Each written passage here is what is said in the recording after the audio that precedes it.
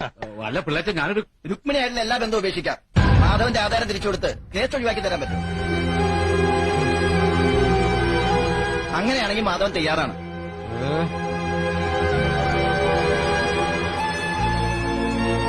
കുറെ കാലം കൊണ്ട് ഒരുമാതിരിപ്പെട്ട വിദ്യകളൊക്കെ അവൻ എന്റെ അടുത്ത് പ്രയോഗിച്ചിട്ടുള്ളതാ. സത്യമായിട്ട് പറഞ്ഞ് ഇവളെ ബോധ്യപ്പെടുത്താൻ പറ്റുമോ? നീ വാടി എങ്കിൽ പറയേ. ആ ശാന്തമേ വന്ന് കേക്ക്.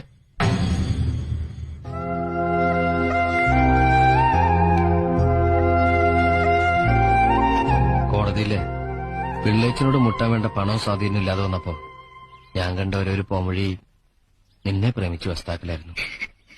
അതൊക്കെ സുഗുണനും നമ്പൂരിച്ചനൊക്കെ അറിയാവുന്നതാണ്.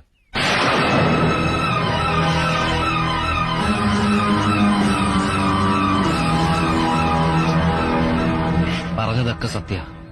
പക്ഷെ ഇപ്പോ ഈ ഭൂമിയിലുള്ള മറ്റൊന്നിനു വേണ്ടിയും മാധവൻ നിന്നെ ഉപേക്ഷിക്കാൻ തയ്യാറില്ല.